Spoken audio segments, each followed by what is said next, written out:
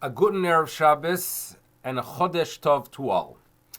I'm going to start off by showing you a cover of a book. The book is called The Little Midrash Says, meaning there's a work called the Midrash Says, Midrash in English or sections of it. So for children, they have a book. It's called The Little Midrash Says. And I do remember our own children as kids reading it. And I'm going to show you the cover of the Little Midrash Says for Vayikra. And here we go. Now, what you do see here is the following. You see here a house that is being demolished, while there's a couple, a lovely couple there, watching what is taking place. Now, this is a very disturbing image.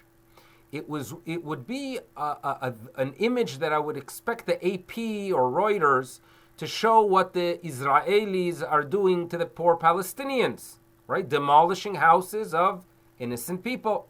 So this is obviously a disturbing image, and yet it makes its way to the cover of a children's book, The Little Midrash Says.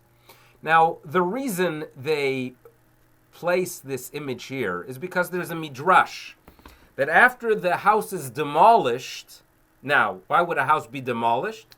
So read tomorrow Parashat Mitzorah, where the Torah describes a situation where this nega, where this blemish develops on the wall, and there are situations where you have to demolish the house.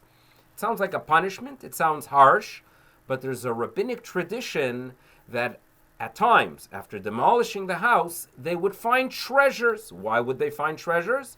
Because the Amorites, who lived in the land of Israel prior to the arrival of the Israelites, would conceal items of value.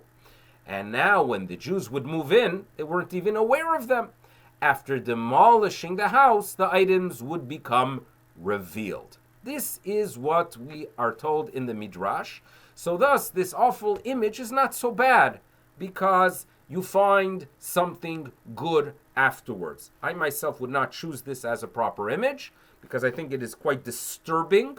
But nevertheless, this is at least what the publishers had in mind. That sometimes we go through challenge and it's difficult and it's painful and it's not easy to deal with, but eventually we find something wonderful. And this is what we hope for, that this challenge, this significant challenge we are facing, is one that's going to end with a better world where we learn lessons, where we learn appreciation, and good things are waiting for us. This is what we should have in mind as we go through this period of time, and one we can be mindful as we study these parshiyot. For now, it's an opportunity to wish everyone a Chodesh Tov. It should be a good month. We should keep our spirits high.